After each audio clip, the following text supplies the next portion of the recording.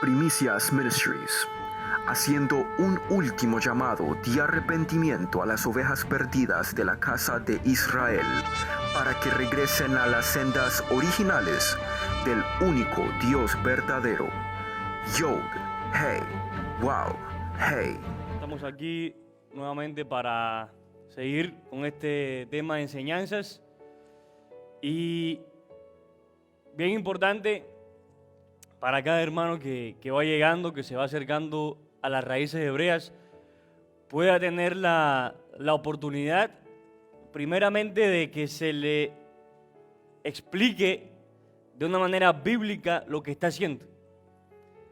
Es decir, cuando nosotros llegamos a las raíces hebreas, nos damos cuenta de que a pesar de tener esa fe que hemos conocido en el cristianismo, es muy importante entender cada cosa que estamos haciendo y que sea verificado bíblicamente cada cosa que estamos haciendo. Porque todas las personas que vienen del cristianismo y llegan a las raíces hebreas sienten, pues, lamentablemente, que lo han engañado. Y no lo vamos a poner así como que nos han engañado, sino que a esa persona que nos enseñó también le faltaba la información que a nosotros nos faltaba. Ese pastor, ese líder, ese maestro no conocía en ese momento lo que hoy el Padre nos está dando a conocer. Y ahora que está este mover del Ruach, que realmente no es un nuevo mover, es el mismo mover de la época de Mashiach, cuando Yeshua decía, un mandamiento nuevo les traigo, o cuando sus discípulos decían, un mandamiento nuevo les traigo, eso no quiere decir que era algo nuevo que el Mesías estaba inventando. Porque de hecho, cuando vamos a la palabra en hebreo para decir nuevo, es la palabra hadashah. Es la palabra en hebreo hadashah.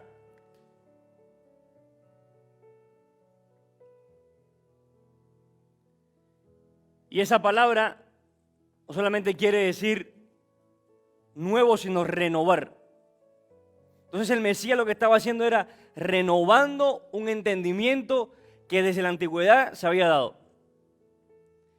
Y hoy nosotros, cada uno de los que vamos llegando a las raíces hebreas, estamos haciendo lo mismo, renovando un conocimiento, un entendimiento, una identidad, que es lo más importante, que desde la antigüedad ya se había establecido. Entonces, bien importante que en este proceso de renovación, en este proceso de transición al conocimiento de las raíces hebreas, podamos tener una especie de guía y de entendimiento y algo que nos ayude a conocer cada paso que estamos dando. Amén. Entonces vamos a orar para darle gracias al Padre por este tiempo, por permitirnos llegar a este momento y poder dedicarnos al estudio de su palabra. Abba Kadosh, Elohim de Abraham, Elohim de Isaac y Elohim de Jacob.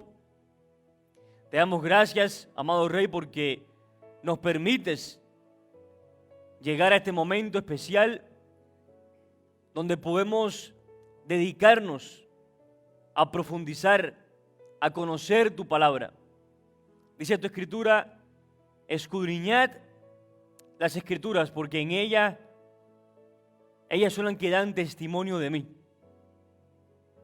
Y en este tiempo, Padre, en esta noche, yo y cada uno de mis hermanos que estamos reunidos en tu nombre, Yeshua HaMashiach, nos disponemos a escudriñar tu palabra.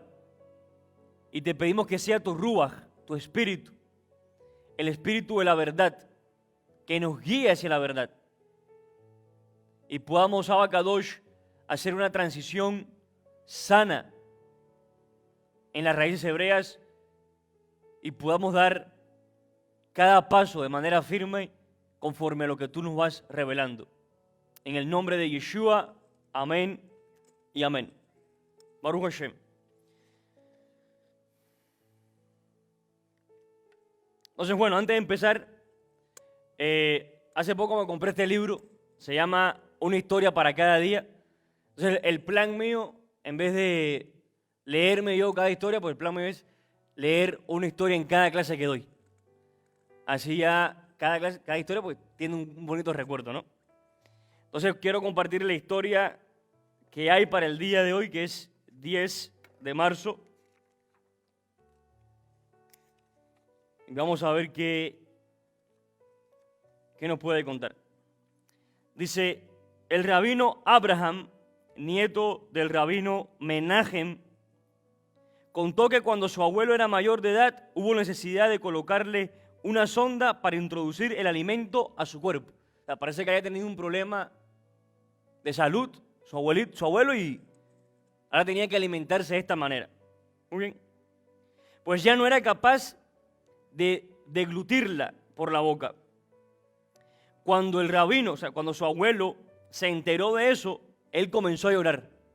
Cuando el abuelo de este rabino se enteró que iba a tener que comer así de ahora en adelante, comenzó a llorar. Era lógico, pues tal procedimiento es incómodo y difícil. Pero cuando su nieto le preguntó, ¿por qué lloras, abuelo?, el rabino Menahem le contestó, por esta mala noticia ya no podré bendecir la comida. O sea, él no estaba llorando por el hecho de que no iba a poder masticar y comer la comida. Eso no era lo que lo hacía llorar a él. Lo que lo hacía llorar a él era que por esta condición ya no iba a poder hacer la bendición por la comida. Es bien interesante porque esto nos enseña que a nosotros nos duele más no poder hacer algo para el eterno, algo espiritual, que algo para nosotros mismos. Aquí este rabino lloraba porque no iba a poder pronunciar más las bendiciones. Interesante el cuento, ¿no? Baruch Hashem. Bien, entonces la semana pasada estuvimos tocando varios puntos que quiero repasar para que nos acordemos y ver cuánto estuvieron estudiando. El pastor dijo que el que estudia es como un ¿qué? Como un águila. Amén, Baruch Hashem. Entonces,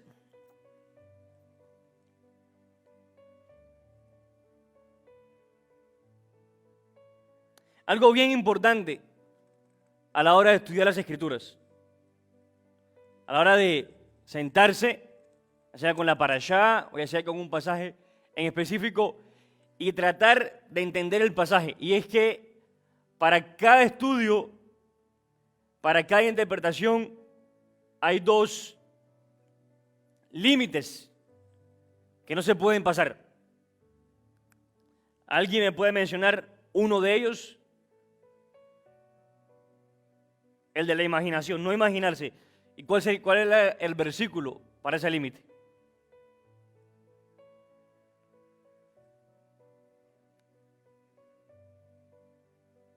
Hechos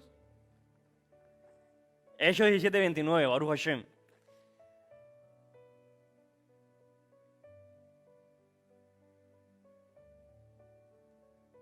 Vamos a leerlo. Hechos, capítulo 17, verso 29.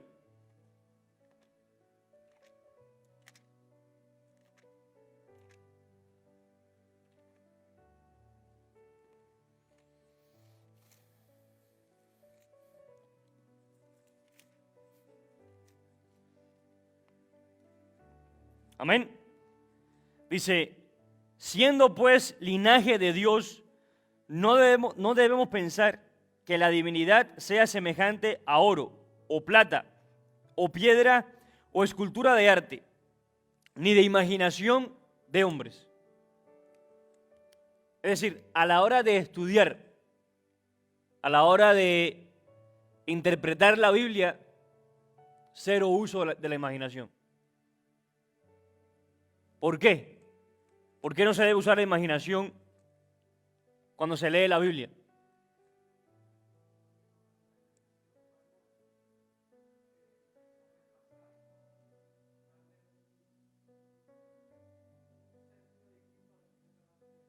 ¿Correcto? Exacto. Y además, ¿cuántas interpretaciones tiene la Biblia? Un versículo, una. Muchas formas de ver esa interpretación, pero es una, porque es una sola verdad. O sea, la Biblia no tiene 17 verdades. Cuando dice de que Dios es uno, punto. No hay otra forma de interpretar eso. Ahora, que yo lo pueda ver desde un ángulo, Josué desde el otro, Jesse desde otro, no importa. Pero solamente es una sola interpretación. Cuando yo uso la imaginación, yo tengo una imaginación, el hermano tiene otra imaginación, el hermano tiene otra. Entonces, por eso es que no se puede usar la imaginación, porque nunca así vamos a llegar a la verdad. La imaginación es la suposición de lo que no se conoce. Es que yo me imagino que sea así. Pero, ¿y yo qué hago con tu imaginación? ¿O a cuál imaginación le hago caso? ¿A cuál pensamiento le hago caso? ¿Ok? ¿Y cuál era el otro límite? Amén. ¿Cuál es el versículo? 1 Corintios 4:6.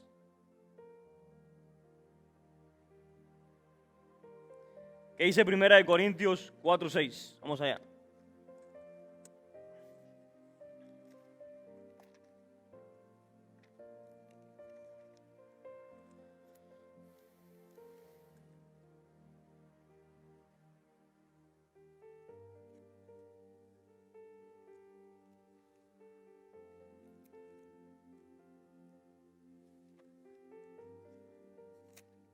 Dice 1 Corintios capítulo 4, versículo 6. Pero esto, hermanos, lo he presentado como ejemplo en mí y en Apolos, por amor de vosotros, para que nosotros aprendáis a no pensar más de lo que está escrito. No sea que por causa de uno os envanezcáis unos contra otros. O sea, después que yo analizo un versículo y capto una idea de ese versículo, que no es producto de mi imaginación, es lo que está diciendo el versículo, pero lo que yo capto, lo que yo aprendí del versículo, yo tengo que filtrarlo por la misma escritura para que eso que yo capté, eso que yo vi, eso que yo aprendí, no pase por encima de la escritura. No, si la Biblia pone un límite aquí, no pase por encima de eso.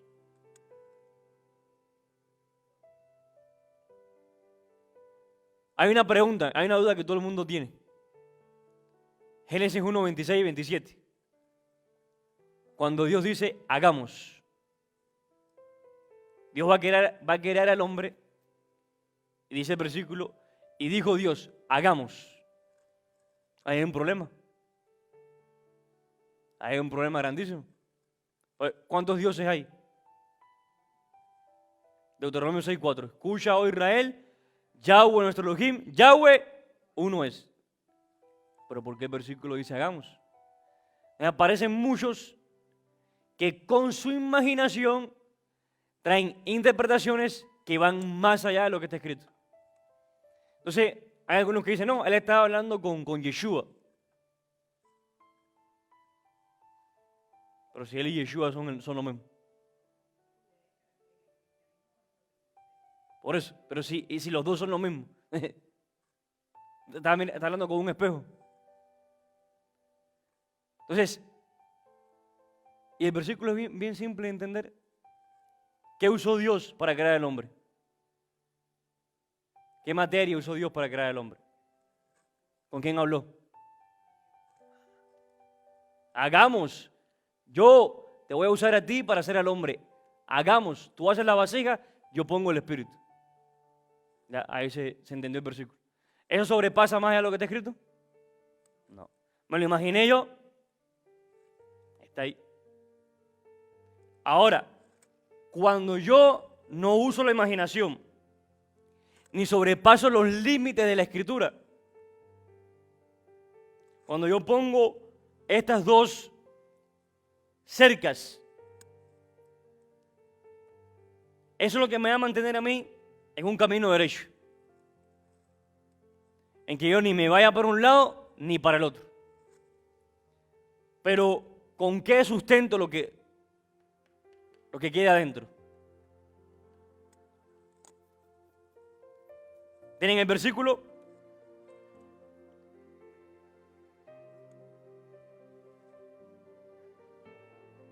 Salmo 119.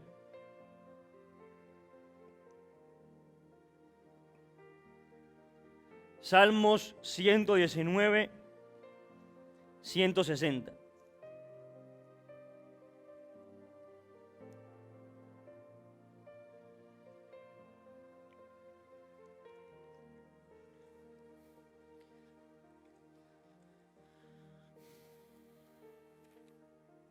Dice el Salmo 119, versículo 160. Allá en la congregación hubo un niño que se aprendió el Salmo 119 completo. 176 versículos de memoria. Eso dice que sí se puede. Amén. Dice Salmo 119, 160. La suma de tu palabra es verdad. La suma de tu palabra es verdad.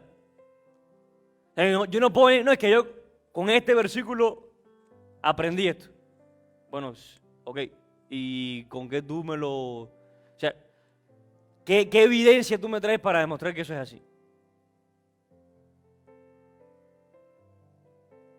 Porque yo puedo venir con un pensamiento que no es ni de mi imaginación, no pasa la escritura, está dentro de esos límites, pero aún así no tiene por qué ser la verdad.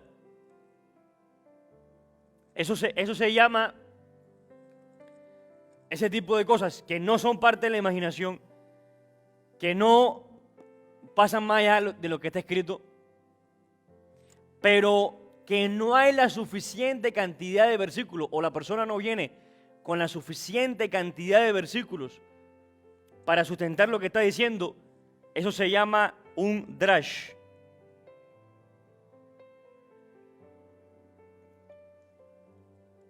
¿Y qué es un drash? Un drash es una interpretación personal, subjetiva.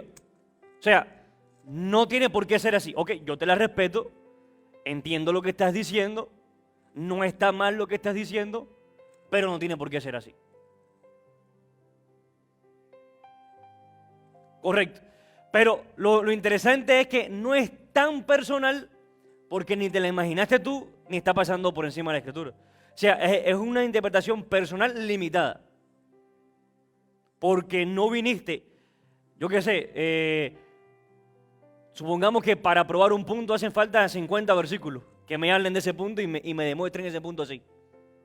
Y tú vienes con un versículo, hay un versículo que me da a mí a pensar eso. ¿Tu interpretación? Esas interpretaciones, sí, se respetan. Si tú piensas así, está bien. Pero no se imponen. Hay verdades, en la escritura hay verdades absolutas que se imponen. Dios es uno. Hizo un pacto con su pueblo perpetuo. Yeshua vino a redimir ese pueblo. Y al final de los tiempos se casará con ese pueblo. Y en la eternidad estará con ese pueblo. Esa es una verdad absoluta. ¿Cuántos versículos? Hombre, de Génesis y Apocalipsis te lo demuestra. Si usted no lo sabe, no ha leído bien la Biblia. O no se la han enseñado bien. Pero esa verdad se demuestra desde Génesis hasta Apocalipsis. No es que no tenga un versículo, no. Toda la Biblia habla de esa verdad. Esa es una verdad que nadie puede venir a nosotros y decir, no, esa es la interpretación personal de ustedes. Lo siento, pero no. Exacto. Es como que te digan, no, la gravedad es subjetiva. Como que la gravedad es subjetiva si se acaba de caer el marcador. Si fuera subjetivo, se hubiera caído para arriba, hubiera volado, yo qué sé. Son verdades absolutas. Esto es bien importante porque en la sociedad que vivimos ya no existen las verdades absolutas. Ya, aunque tú nazcas de una forma, más adelante puedes decir que eres otra cosa. Todo ahora depende como tú lo veas, pero la Escritura no. La palabra no. ¿Ok? Entonces, bien importante poder entender eso. Todo lo que está dentro de los límites, pero que no está muy bien sustentada, o sea, no está completamente sustentada, se toma como un drash, como una interpretación personal de la persona. Entiendo lo que tú estás diciendo, comprendo lo que tú dices, no es contrario a la palabra, pero tampoco lo puedo tomar como una verdad.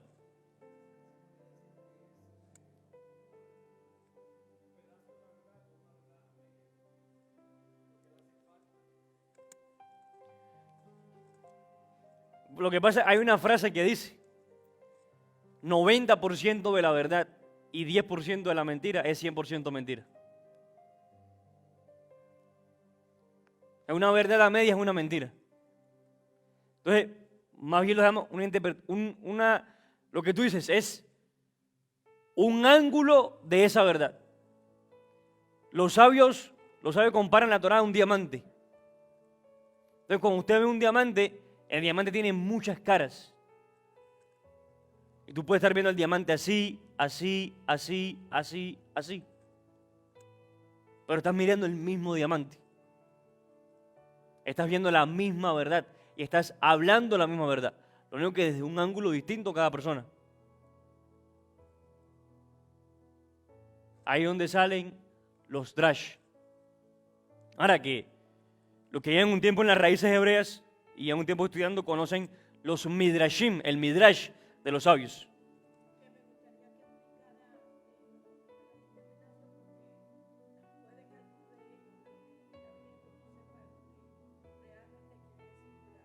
Ok, ahí podemos pasar rápidamente por ahí.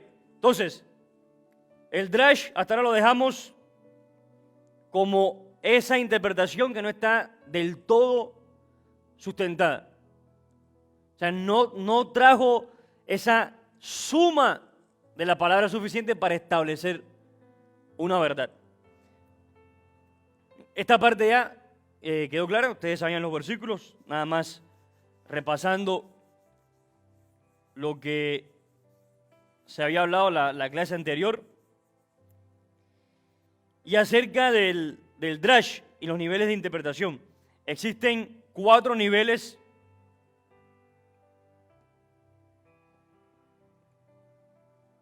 Son 4 niveles. El primero se llama Peshat. Que Peshat quiere decir lo literal.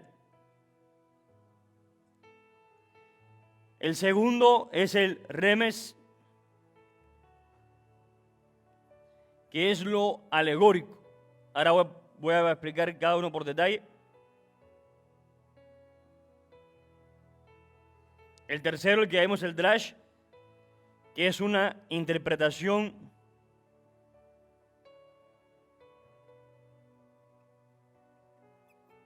subjetiva. Y por último, el sot, que es lo secreto. Entonces, y es bien interesante porque estas 4 palabras son un acróstico y forman una palabra en arameo, que es la palabra Pardes. Y Pardes quiere decir paraíso. Entonces, lo que quiere decir es que cuando tú llegas a los 4 niveles de interpretación de la Escritura, ya estás en el paraíso. Ya encontraste el paraíso, ese que es la palabra. Ahora, el peshat es lo literal. Cuando tú lees un versículo, eso que tú leíste y el texto como tal,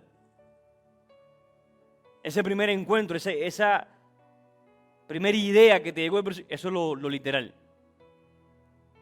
Y Dios creó el mundo. En el principio creó Dios los cielos y la tierra.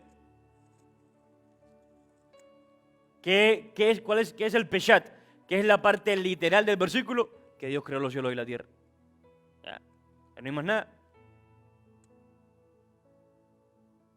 Ahora que si parte del peshat, parte de entender lo literal es simplemente comprensión de lectura. Saber cuando un versículo se está diciendo de manera literal o es en sentido metafórico o es una alegoría o ya la oración como tal, la frase como tal. ¿Ok? El remés es lo alegórico. Y Yeshua hablaba mucho en este sentido, porque hablaba en parábolas, decía frases a media, que solamente le entendía aquel que él quería que entendiera. Y esta era una técnica que en su tiempo era muy usada por los sabios, por los maestros, por los rabinos. Entonces, por ejemplo, una vez busqué en internet, porque preparando una clase para los jóvenes, busqué cuáles eran las contradicciones más grandes de la Biblia. ¿Cuáles eran las contradicciones más grandes de la Biblia? Y la mayor de todas es cuando Yeshua está en el madero y la última frase de Yeshua, las últimas palabras de Yeshua es: Dios mío, ¿por qué me has abandonado? O sea, ahí ponían, y no era cualquier sitio en internet, estamos hablando de History Channel. La página web de History Channel era el que había hecho ese artículo de las grandes contradicciones de la Biblia. Y la más grande contradicción era que Yeshua en el madero hubiera dicho: Dios mío, ¿por qué me has abandonado? Y claro, tú lo lees en el peshat, en lo literal, y dice: este hombre, ¿cómo va a decir eso? Porque si él es el Mesías y estuvo hablando toda su vida de acercarse a Dios, de que el reino de los cielos está cerca, de que arrepiéntete, de que haces el bien, ama a Dios, todas estas cosas, ¿cómo a la hora de su muerte tú vas a decir eso? O sea, queda como que ya al final perdió la fe, viendo a Yeshua como un ser humano, ¿no? Pero ¿qué es lo que estaba haciendo Yeshua? Y es este nivel alegórico, que es lo implícito. Es decir, yo no tengo que decir literalmente la frase para que tú entiendas lo que yo quiero decir. El pastor siempre pone el ejemplo de esa frase: échale agua a la sopa. ¿Qué quiere decir eso? Voy con más personas para la casa. Voy con visita para la casa. Yo no tuve que decir literalmente esa frase para que la otra persona la entendiera. Entonces, cuando Yeshua dice: Dios mío, ¿por qué me has abandonado?, él estaba citando el Salmo 22. El Salmo 22.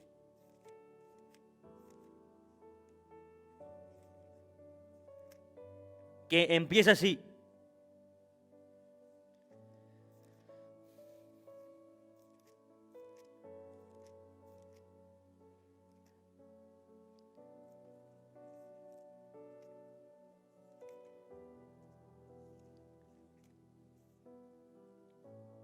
Dios mío, ¿por qué me has desamparado? ¿Por qué estás tan lejos de mi salvación y de las palabras de mi clamor?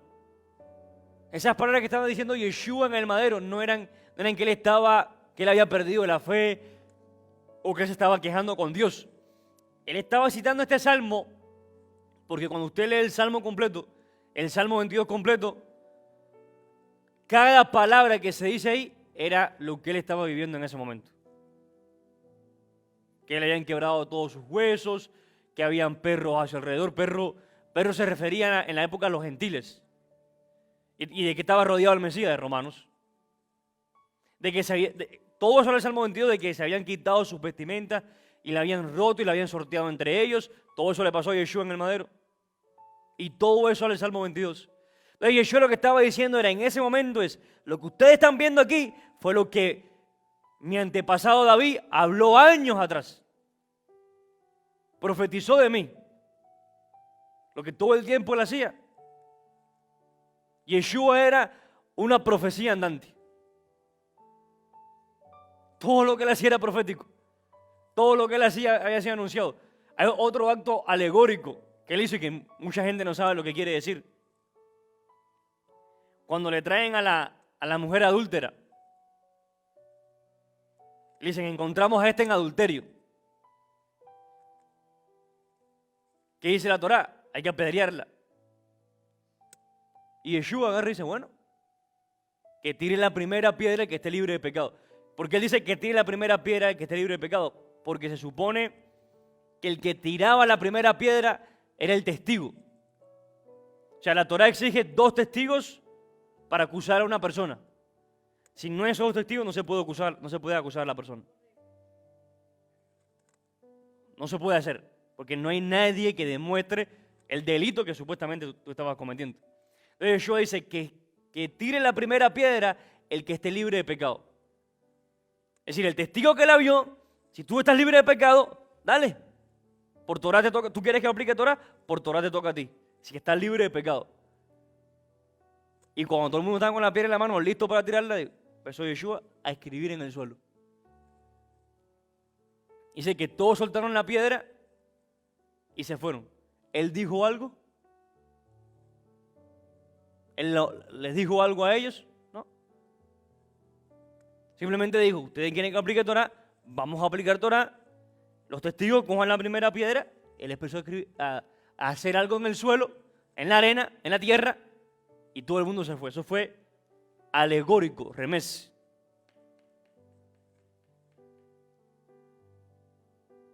¿Pero qué fue lo que Yeshua hizo?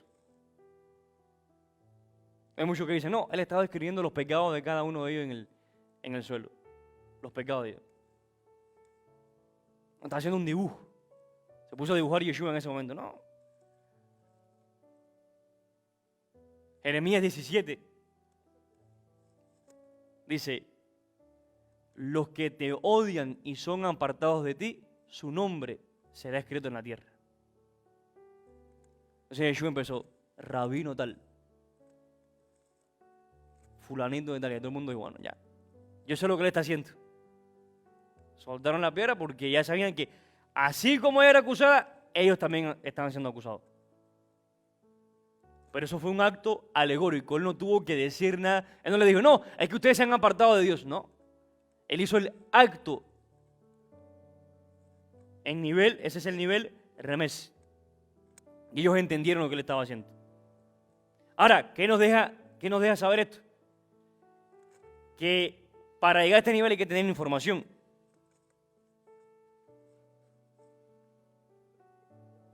Claro, porque yo veo a Yeshua diciendo, Dios mío, ¿por qué me has abandonado? Y si yo no sé que el Salmo 22 empieza así, con esa frase, si yo no tengo esa información, yo digo, está negando a Dios ahí antes de morirse.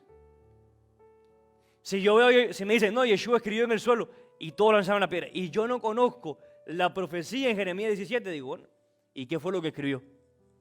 O sea, hay que tener aquí, por eso está el segundo nivel, hay que conocer Peshat para llegar al remés. Y el Drash es lo que veníamos hablando, la interpretación que tú le puedes dar al versículo.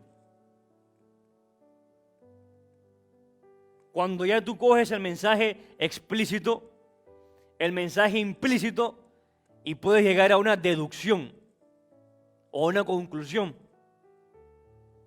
que como acabamos de hablar, no pasa, no es imaginación y de alguna manera está sustentada por la Escritura.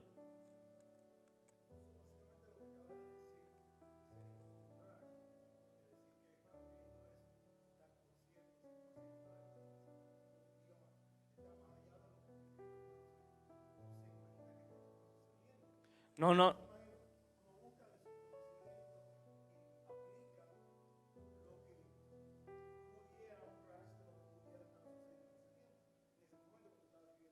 Bueno, el versículo que diga exactamente lo que él estaba escribiendo ahí, pues no lo sabemos. Pero cuando vamos, pero cuando vamos a Lucas, por ejemplo, 24:44, y dice que en él se tenía que cumplir todo lo que estaba escrito en la ley de Moisés, en los profetas y en los salmos, que fue un versículo que vimos la semana pasada, y vemos esto que Yeshua está diciendo, y dice, bueno, pero esta gente, ¿por qué están haciendo eso? Y vamos a Jeremías 17 y decimos, espérate. Y entonces va sumando la palabra, va sumando los versículos y dice, ya. Entendí lo que él estaba haciendo. Claro, que sea la prueba el 100% de lo que está pasando, había que estar ahí. Es como dice un amigo mío, yo voy a hacer una máquina del tiempo y voy a viajar allá a ver si es verdad que eso estaba pasando. Cuando tú lo hagas, me avisas que yo quiero ir contigo.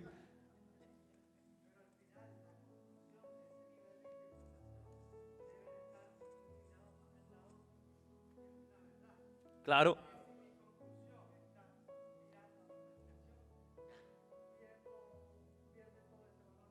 Claro. Por ejemplo, hay un midrash bien interesante acerca del faraón. Cuando Israel pasa el mar, pasó todo el pueblo, que atrás vienen los egipcios, dice la Torá que el agua cayó y los ahogó a todos. ¿Cierto? Viene un versículo y dice, y no quedó ni uno. Y no quedó ni uno. Pero en el hebreo pasa algo bien interesante, que hay frases en hebreo que la frase tal y como está, sin cambiarle nada a la frase, se puede leer de dos formas la misma frase, sin cambiar ni una sola palabra. Se puede leer de dos formas. Entonces, esa frase que en la traducción al español y en todos los idiomas le ponen y no quedó ni uno, que ahí uno entiende, bueno, todo el mundo se ahogó el ejército, se ahogó el faraón, todos se ahogaron. Pero en el hebreo se puede leer y quedó uno. Como mismo se puede leer y no quedó ni uno, también se puede leer y quedó solo uno. El viene lo sabio y dice, Faraón se arrepintió ahí al último momento y Dios lo salvó. Porque se puede leer de dos formas la frase. Pero es un drash. ¿Por qué? No fue su imaginación. No pasa más allá de lo que está escrito, pero no tiene ningún versículo que me diga más adelante, no, el faraón se arrepintió y Dios lo salvó. Eso es un drash. Eso es un drash.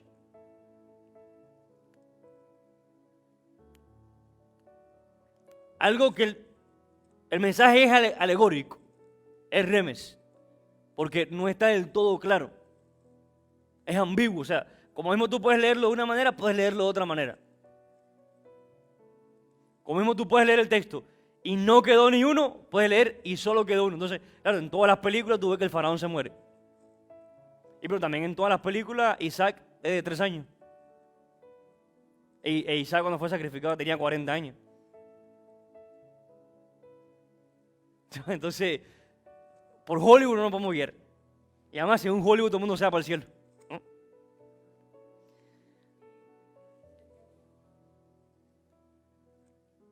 Y es interesante conocer ese hecho de la edad que tenía Isaac, porque Isaac estuvo de acuerdo en ser sacrificado. Estuvo de acuerdo en morir para el Dios al cual su papá creía, y él también. Así es, y es un punto bien interesante, porque vemos a Abraham por todas las que pasa, una detrás de la otra, una detrás de la otra.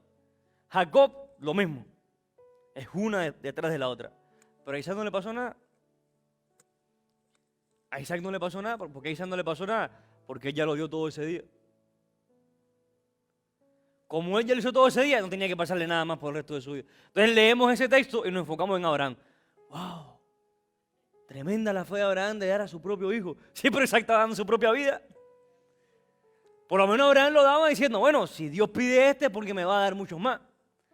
Pero Isaac tenía una vida nada más. Es decir, me pide esta vida, la reencarnación, eso no es bíblico. Entonces, ahí nos enfocamos en Abraham, pero Isaac está dando un paso interesante ahí también. Y el Sot. ¿Qué es el Sot? Muchas veces en el pacto renovado, en los textos del Mesías, leemos a Pablo diciendo, un misterio les traigo. O que él dice, un secreto les quiero revelar. Él está hablando de este nivel.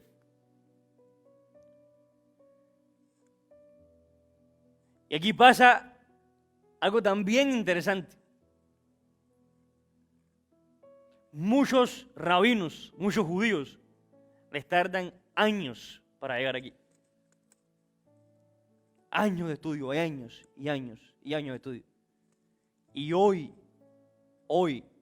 no estoy hablando solamente de los que están en las raíces hebreas, de aquellos que conocen al Mesías y guardan el mandamiento. No, hoy cualquier cristiano que lee la Biblia está aquí.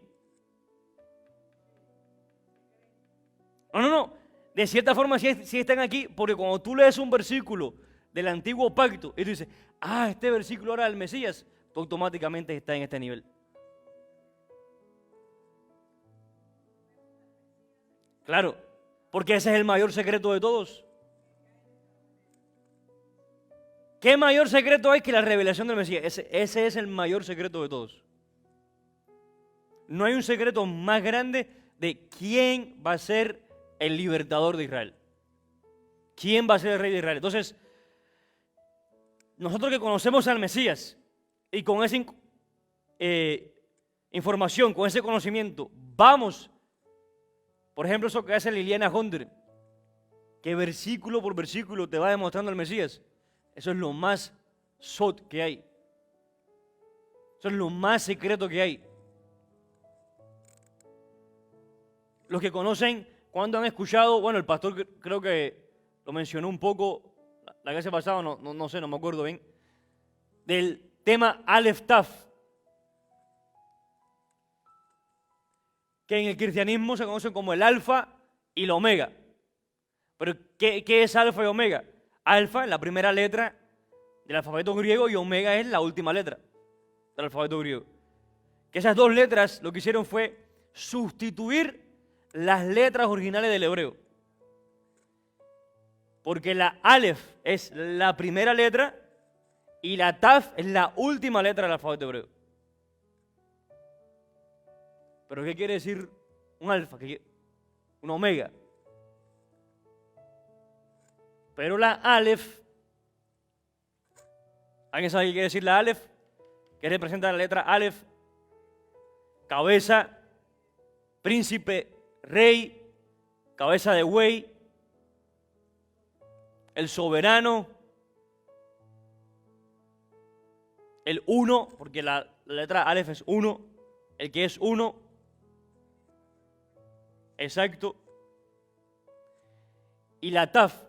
Interesante que en el diseño original más antiguo, la Taf se escribía como una cruz.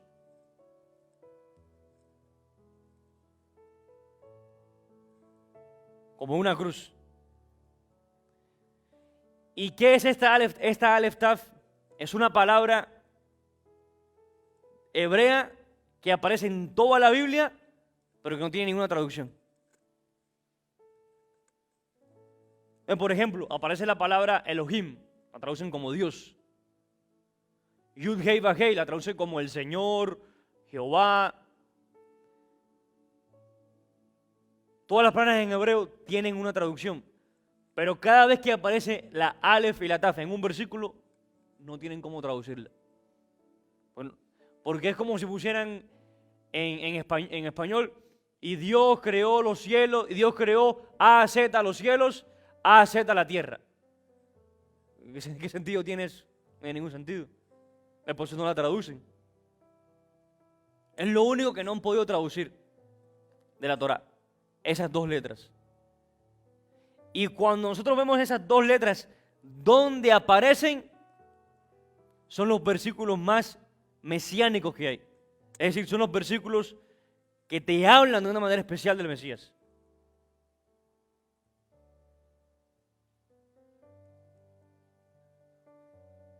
Exacto. Entonces, ¿cuál es el mensaje de estas dos letras? La cabeza en el madero.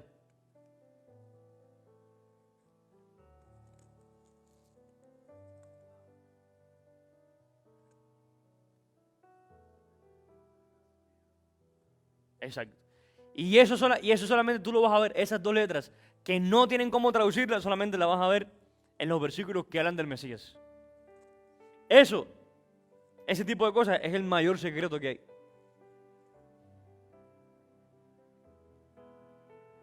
Es el mayor secreto que hay. Ese es el SOT. Entonces, bien interesante cuando nos damos cuenta cómo por el solo hecho de conocer al Mesías, uno llega al nivel más profundo de estudio que hay. A veces uno llega y dice, no, es que yo no sé nada de la Escritura. ¿Tú conoces a Yeshua? Sí, ya lo sabes todo. Ya lo sabes todo. El resto va a ser añadidura. Pero ya sabes todo lo que te hace falta. Ya al conocer a Yeshua sabes todo lo que te hace falta. Punto. El resto te será añadido. Entonces, ¿se entendió esto? Ahora, una vez encontré un versículo que me llamó la atención en Ezequiel 47.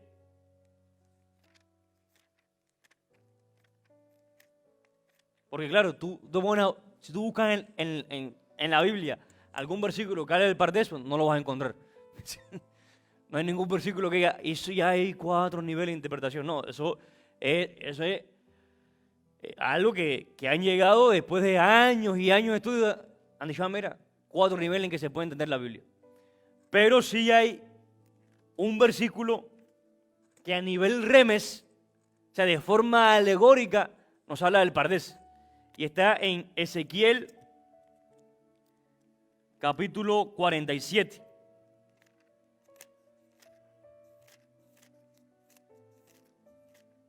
Ezequiel capítulo 47, para que si le explican, en alguna oportunidad le explican esto a alguien y dice, no, eso no es bíblico. No, espérate, que ese es bíblico, está en Ezequiel 47. Mira cómo dice. Del versículo 1, voy a leer.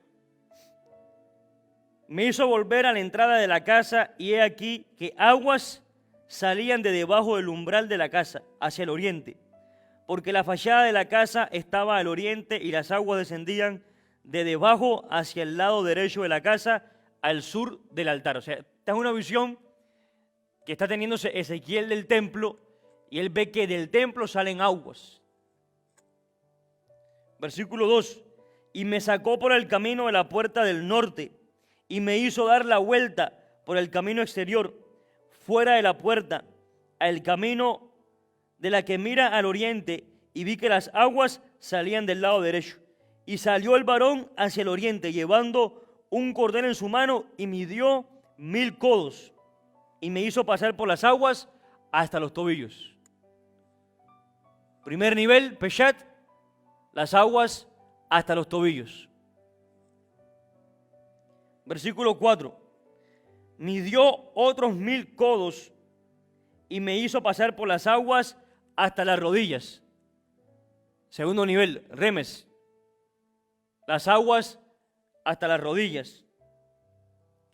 Midió luego otros 1000 codos y me hizo pasar por las aguas hasta los lomos. Drash. Las aguas hasta los lomos.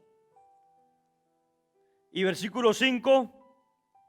Y midió otros 1000 codos, y ya era un río que yo no podía pasar, porque las aguas habían crecido de manera que el río no podía pasar sino a nado. Ahí están los 4 niveles. Y nada más habla de esos 4 niveles, porque el versículo 6 dice, y me dijo, ¿has visto, hijo de hombre? Después me llevó y me hizo volver a la ribera del río. O sea, lo fue llevando. En esa visión Ezequiel fue llevado por 4 niveles de profundidad. Uno da por los tobillos, otra por la rodilla, por los lomos, y ya el último ni yo lo podía pasar. Ezequiel diciendo que ni él podía pasar por ahí. Porque ya ese es el nivel Sot. Exacto. Porque estamos hablando de un nivel ya que está diciendo, ya había que saber pasar por ahí. Ya había que saber pasar por ahí.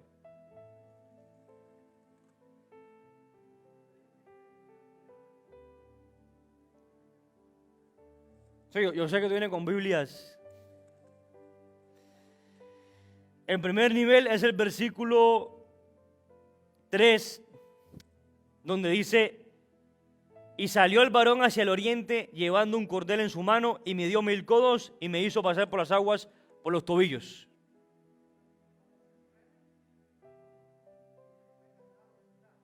No, a nado es ya el Sot. O sea, primero son tobillos, rodillas, lomos y ya era el otro nadando. El cuarto.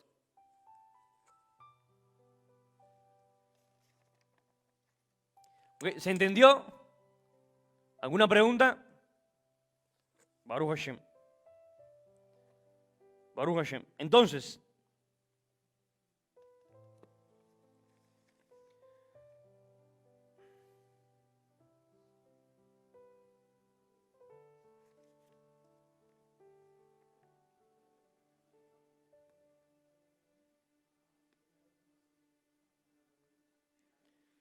¿cuál pudiera venir una pregunta a nosotros después de ver todo esto? ¿Cuál sería el propósito de que Dios le entregue la Torá a Israel? ¿Por qué Israel? Es decir, ¿con qué propósito Dios le entregó la Torá a Israel? Imagínense, toda esta información, como acabamos de ver, los secretos más escondidos del universo, y se le da a un pueblo donde él mismo le dice: yo no te escogí porque fueras el pueblo más grande, el pueblo más fuerte o el más poderoso. Al contrario, eres el más pequeño y débil de todos los pueblos. Te escogí porque te amo. Y ese pueblo pequeño, que ha sido el pueblo más pisoteado durante toda la historia, por todo el mundo, donde quiera que haya llegado, pues han buscado cómo eliminamos a esta gente. Y a ese pueblo Dios le entregó lo más valioso de todo el universo. Bien interesante, porque ahí se aplica que de lo vil y lo menospreciado Él toma. ¿Pero con qué objetivo? ¿Cuál es el objetivo de todo esto? Isaías 49, versículo 6. Esta es la visión a la hora de estudiar la Torá, de guardar los mandamientos. 49:6, Isaías 49:6. Porque si nosotros no tenemos esta visión clara, va a llegar un punto, claro, todo lo que nosotros empezamos, todo lo que se empieza, pues es como cuando los niños empiezan la escuela. Empiezan entusiasmados, con ganas, motivados, pero ya después del mes, otra vez para la escuela. Y así nos puede llegar a pasar otra vez para Shabbat. Porque si no hacemos esto de manera objetiva, con una visión, con un propósito, va a llegar el punto donde nos vamos a sentir estancados. Que no, a pesar de que estamos en lo más valioso, no estamos avanzando, no estamos viendo los frutos que quisiéramos ver. Dice Isaías 49, verso 6, Él ha dicho: es gran cosa que tú seas mi siervo para establecer a las tribus de Jacob y recuperar la dispersión de Israel.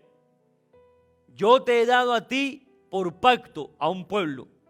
Yo también te haré luz para las naciones, para que mi salvación se difunda hasta los confines de la tierra. Entonces, ¿cuál es el objetivo de Dios? Darle a Israel los secretos más grandes del universo. Claro, para hacer luz a las naciones. Ahora, ser luz a las naciones no significa pararse en un semáforo con un cartel a gritar a la gente: arrepiéntete. Ser luz tampoco significa o no se limita a el pastor que predica desde un púlpito. No. Hoy tú puedes ser luz con una tacita de café. Te sentaste con una persona y dijiste: mira, hay una información que ha llegado a mi vida y que desde que llegó la transformó. Nunca vaya a decir usted que la Torá le dio un giro a su vida de 360 grados. No, porque volviste al mismo lugar. 180 grados. Entonces, cuando nosotros nos convertimos en ese testimonio de vida, hay algo bien interesante que aprendí hace unas porciones atrás, hace unas parashot atrás, cuando el Eterno le mandó a Israel a construir el Mishkan, el tabernáculo. Dice el versículo: construyame un tabernáculo, está en Éxodo capítulo 25, verso 8. Dios le dice a Moisés: construyame un tabernáculo para que yo more en ellos. Dios no dijo: construyame un tabernáculo para yo morar en el tabernáculo. Dios no dio esta congregación para él está encarcelado en estas paredes. No. Él dio el tabernáculo, dio la congregación para que esto sirva como medio de que tú te puedas llenar de él.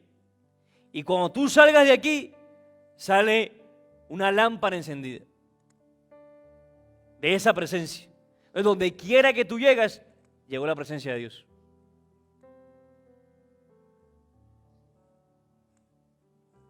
Fíjate que cuando Dios construye el tabernáculo, Él lo manda a construir, y cada mueble tenía que tener las argollas para que se pudieran pasar las varas y se pudiera mover. O sea, dando a entender, el tabernáculo no es un lugar fijo.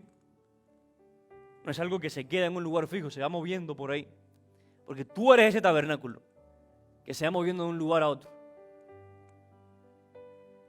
Y donde tú llegas, llega esa luz. Y donde tú entras, al lugar que tú entres, al lugar que tú vayas, las personas que están ahí tienen que decir: aquí hay algo raro. Alguien se tiene que incomodar. Bien interesante, porque hay veces que uno llega a un lugar y pueden haber dos reacciones. Hay gente que se alegra porque tú llegaste, y hay gente que se enoja porque tú llegaste. Se incomoda. Ahora, preocúpate primero, cuando tú llegues no pase nada. Y segundo, cuando tú llegues y el que se alegre sea el que no es, y el que se incomode sea el que no es.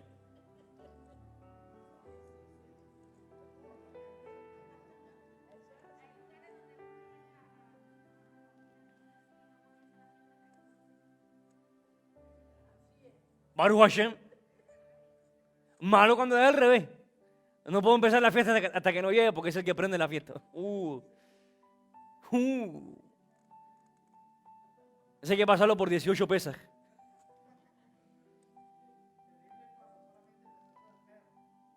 Baruch Hashem. Entonces, esto confirma porque esas son las mismas palabras que Yeshua le dijo a sus discípulos. No se enciende una lámpara para esconderla debajo de la mesa, Entonces, estas palabras que estaban en Isaías, para Israel, Yeshua se las dijo a sus discípulos. Esto confirma la vigencia de la Torá. Hay un versículo bien interesante y que para nosotros, para la casa de Israel, para aquellos que viven en el Evangelio completo, ¿cuál es el Evangelio completo? Ahorita Miguel hablaba de una verdad a medias. Hay un Evangelio completo. Uno solo es el Evangelio completo. Y es el de Apocalipsis 14:12. Exacto. Los que tienen la fe en el Mesías y la obediencia a los mandamientos. Ese es el único Evangelio completo. Y en Apocalipsis 5 se confirma. Cuando hablan de aquellos que cantarían el cántico de Moisés y el cántico del Cordero. ¿Cuál es el cántico de Moisés? El que se canta en la sinagoga. Bereshit bara Elohim, la Torá. Es el cántico de Moisés. ¿Y cuál es el cántico del Cordero? El mensaje de salvación, el mensaje de que ese otro cántico ha sido restaurado para cada uno de nosotros. Entonces, para los que viven en ese evangelio completo, en Mateo capítulo 5, hay unas palabras del Mesías, bueno, y de hecho ahí mismo donde más adelante se nos habla de quiénes somos. Bueno, perdón, antes, Mateo 5, voy a leer el versículo 13. Dice, vosotros sois la sal de la tierra, pero si la sal se desvaneciere, ¿con qué será salada? No sirve más para nada, sino para ser echada afuera y hollada por los hombres. Entonces, ¿qué es lo que nos convierte a nosotros en sal? ¿Qué es lo que nos hace a nosotros ser sal? Más adelante él lo va a decir. Voy a leer el versículo 14, que tiene que ver con lo que estamos hablando ahora en Isaías 49. Vosotros sois la luz del mundo. Una ciudad sentada sobre un monte no se puede esconder, ni se enciende una lámpara y se pone debajo de un almud, sino sobre el candelero, y alumbra a todos los que están en casa. Así alumbra vuestra luz delante de los hombres, para que vean vuestras buenas obras y glorifiquen a vuestro Padre que está en los cielos. Varias cosas interesantes que dijo el Mesías ahí, porque cuando él habla de esa luz que alumbra toda la casa, ¿a qué casa se refiere? Templo. El templo. Hay una luz en el templo que alumbra toda esa casa, todo el lugar santo. ¿Cuál es esa luz? La menorá. Y él dice, ustedes son la menorá. ¿Cómo nosotros somos la menorá? Claro que somos una menorá. ¿Cuántos brazos tiene la menorá? 7 brazos. Nosotros también tenemos 7 brazos. Los 2 oídos, los 2 ojos, los 2 orificios de la nariz y la boca. Esa es tu menorá. Cuando tú cuidas lo que escuchas. Cuando tú cuidas lo que escuchas. Cuando se hace un chisme o se difama a una persona, se cometen 3 asesinatos. 3 asesinatos se cometen ahí. 1, se asesina a esa persona de la cual tú estás hablando mal. Porque ahora la reputación de esa persona quedó manchada por ti a los ojos de todo el mundo. Tú asesinaste a esa persona. 2, se asesina la persona que está escuchando. El que prestó el oído. Porque está recibiendo todo el veneno de la otra persona. Y 3, se comete un autoasesinato. Porque tú, con eso que estás haciendo, dice el Mesías, tú eres declarado de asesino delante del tribunal celestial. Entonces, cuando cuidamos lo que escuchamos, porque dice la Escritura, la fe entra por el oír cualquier cosa, por el oír la palabra del Mesías. Cuando cuidas lo que oyes, cuando cuidas lo que ves. Que también el Mesías dice, los ojos son la ventana del alma, la luz del alma. Si los ojos son impuros, el alma queda impura. Y si los ojos se purifican, el alma se purifica. El olfato, pero ¿qué representa el olfato? La percepción, el discernimiento. A lo mejor tú llegas aquí a la congregación, entró el hermano corriendo y no te saludó. Dependiendo cómo tú percibas eso, porque a lo mejor tú lo puedes percibir, no me quiso saludar. A lo mejor está bravo conmigo hoy. Empiezas a percibir eso que pasó de manera incorrecta, te vas a contaminar. Pero cuando aplicamos lo que dice la Escritura, en todo lo bueno, lo santo, lo puro, en eso pensad. Y por último, lo que dices, lo que hablas, qué sale por tu boca. Dice el Mesías, no es lo que entra por la boca lo que impurifica al hombre, sino lo que sale de la boca. Porque de la abundancia del corazón, habla la boca. ¿Ves cómo todo está conectado? Y nos hizo 2 orejas, 2 ojos, 2 orificios y una sola boca. O sea, lo más peligroso es esto. Lo más que hay que cuidar es esto. Entonces, eso es como Israel es luz. Y en el versículo 17, ahí es donde viene la promesa. La promesa para los que vivimos en el Evangelio completo. No penséis que he venido a abrogar la ley o los profetas. No he venido para abrogar, sino para cumplir. ¿Para cumplir cómo? Bueno, lo que estamos hablando ahorita. Todo lo que el Mesías hizo era profético. Todo. Porque de cierto os digo, hasta que no pasen el cielo y la tierra, ni una jota, ni una tilde, pasará de la ley. ¿Usted sabe cuándo fue que salieron tierra nueva y cielos nuevos? Eso no ha pasado todavía. Entonces, o borramos ese versículo de la Biblia, o cambiamos los cielos y cambiamos la tierra. Para decir de que ya la ley pasó. Porque es un versículo que en el Peshat se entiende. En lo literal se entiende. Y no obstante eso sigue diciendo, hasta que todo se haya cumplido. Todavía todo no se ha cumplido. Entonces ni ha pasado el cielo, ni ha pasado la tierra, ni todo todavía se ha cumplido. O sea, cuando eso pase, ahí tú me puedes decir, hombre, te invito a comer lechón. Pero porque ni ha pasado el cielo, ni ha pasado la tierra, ni se ha cumplido todo. Entonces, ¿en qué momento se borró ese mandamiento? Junto con otros más. Se borraron eso, pero otros no se borraron.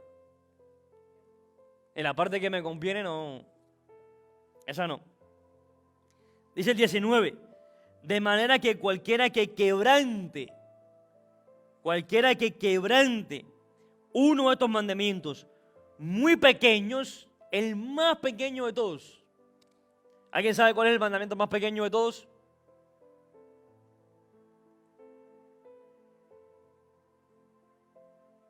¿Cuál sería el mandamiento más pequeño de todos? Hay un mandamiento que habla, es uno de los mandamientos que no se entiende por qué está ese mandamiento.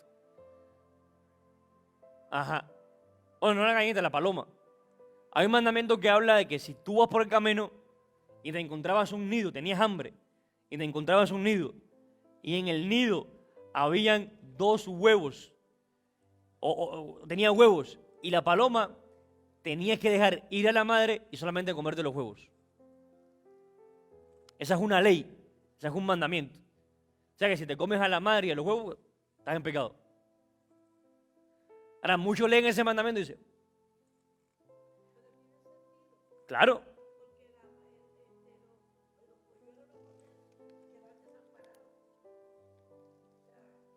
Comía a la madre,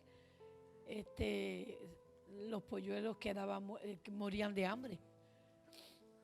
Así es. Ahora, y lo más interesante es que el mandamiento no se acaba ahí. Porque el mandamiento dice, si haces eso, serán largos tus días en la tierra. O sea, tienes la misma promesa de honrar a padre y a madre. Y ese es el mandamiento, ese es el mandamiento considerado el mandamiento más pequeño. O sea, hay muchas cosas peores que tú puedes hacer antes que eso. Claro. Hay algo interesante y es que en la Escritura el Señor compara el abandono del hombre cuando deja la esposa y los hijos, lo compara con el nido y el abandono, o sea, el abandono del nido, de los polluelos y del ave. Bien interesante. Que está cuidando. Y hay unos motivos ahí bien tremendos. Bien interesante, bien interesante. Pero ese es el mandamiento más pequeño de la Torá.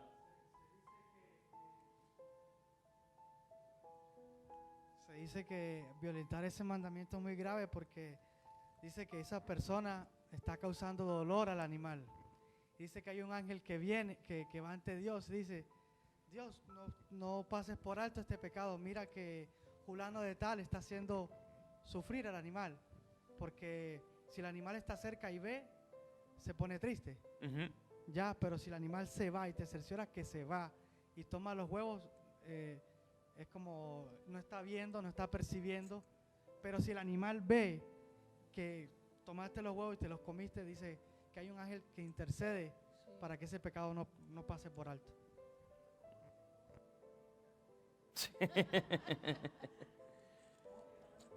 Sí, como ese es un mandamiento que no queda claro el sentido del mandamiento, pues sí, surgen muchas interpretaciones a forma de drash.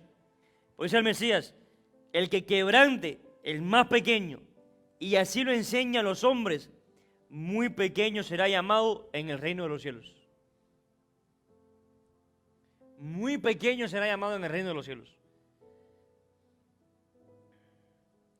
Mas cualquiera que los haga y los enseñe, este será llamado grande en el reino de los cielos. Mira la recompensa que hay en ser esa luz. Ahora, te está diciendo cómo se es esa luz. Guardando el mandamiento y enseñando el mandamiento.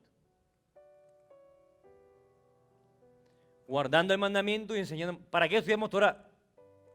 Para poder enseñar Torah.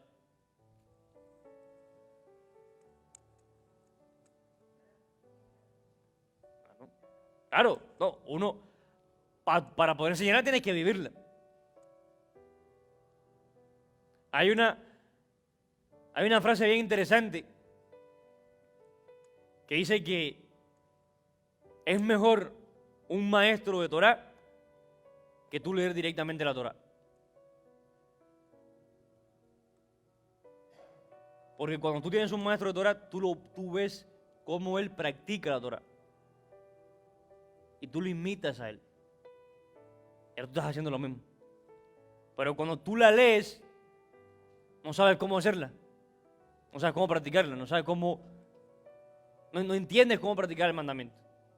Ahora, cuando tú ves a alguien que lo está haciendo, pues, te es más fácil.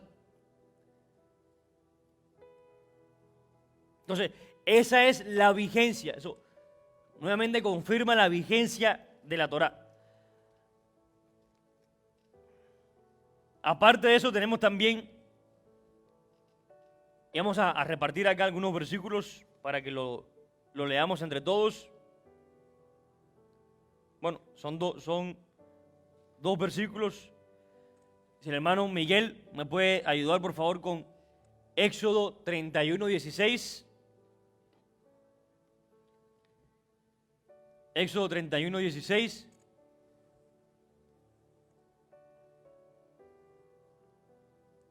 Sí. Y la hermana, por favor, Números 15, 38.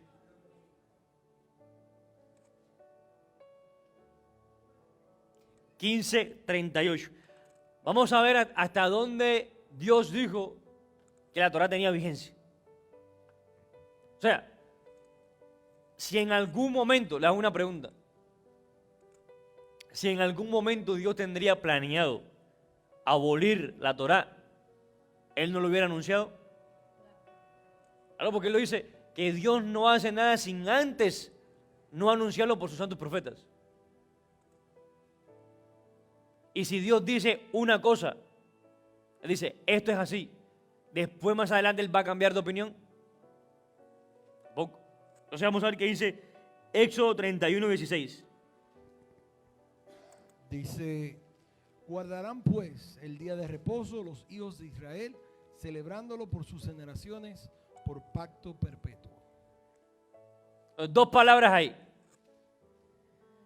Lo observará el Shabbat por todas sus generaciones. Ahora, ¿cuántas generaciones son todas sus generaciones? Eso no tiene un número. Es como escribe infinito. Porque todas sus generaciones son todas. Siempre que exista una generación de Israel, hay que guardar el Shabbat.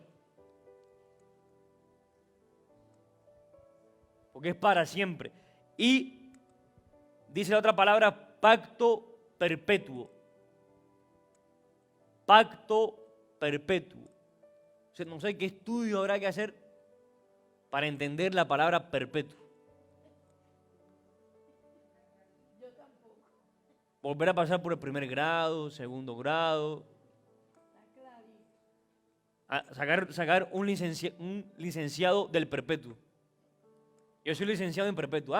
¿Entendiste qué significa la palabra perpetuo? Baruch Hashem. El pacto perpetuo es pacto perpetuo. Amén.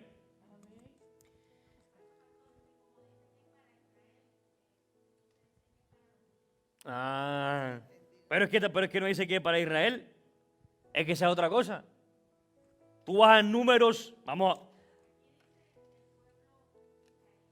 Sí, claro, el mandamiento se lo da al pueblo de Israel, pero en ningún momento, ninguna de las fiestas, ni ninguno de los mandamientos dice que es para Israel. O sea, la orden se le da a Israel en ese momento, pero nunca dice que es para Israel. En Levíticos capítulo 23, por ejemplo, cuando empieza a hablar de las fiestas.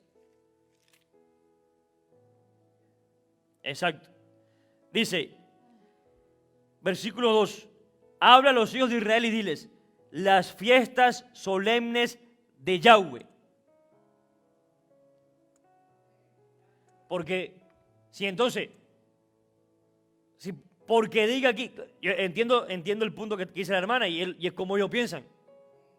Pero porque él acá Israel, pero eso es una excusa porque entonces tampoco la salvación es para ti.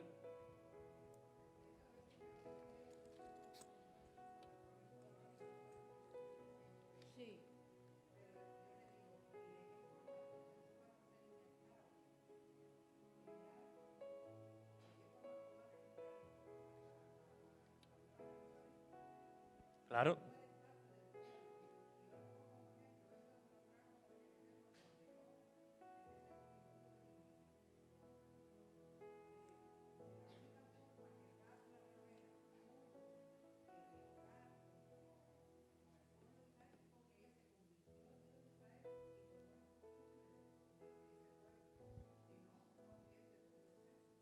Exacto.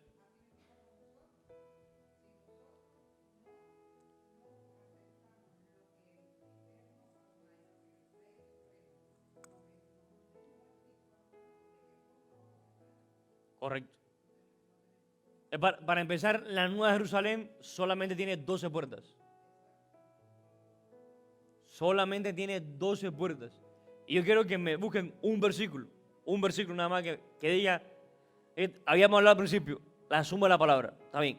Pero yo me conformo con un versículo que tú me traigas que diga que somos el Israel espiritual.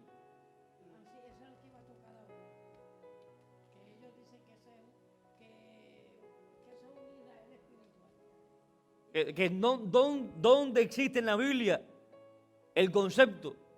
Para ver si yo lo entiendo, porque yo no lo entiendo. Yo quiero entenderlo. El concepto, el Israel espiritual, que Dios dijo, yo voy a tener un Israel en la tierra y un Israel espiritual. ¿Dónde existe eso? Nada más, no le voy a pedir la suma de la palabra, no se va a poner tan difícil. Búscame un versículo nada más. Claro. Entonces, más que tú me dices a mí, no es que somos Israel espiritual. Perfecto. Pablo dice, primero lo natural, luego lo espiritual. Entonces, si tú quieres ser espiritual, haz lo natural primero. Porque Pablo dice claro, primero lo natural, luego lo espiritual. Claro. Entonces, hay conceptos bíblicos y por eso, basado en lo que dice la hermana, lo más importante, y es el primer mandamiento de los 20, de los 10 mandamientos en Éxodo 20, es un mandamiento de identidad. Yo soy Yahweh tu Elohim que te saqué de la tierra de Egipto. O sea, cuando él dice yo soy Yahweh tu Elohim, está hablando de ti. Bueno, si él me sacó a mí de Egipto y él es Yahweh y la Torah me dice las fiestas solemnes de Yahweh, en lo menos que me debe importar a mí es que diga si es para Israel, si es para China, si es para Japón. Eso no importa para quién sea. Porque si yo reconozco que yo estaba mal y que Yahweh fue el que me sacó y me dice, yo soy Yahweh tu Elohim, que te saqué, y me dice aquí,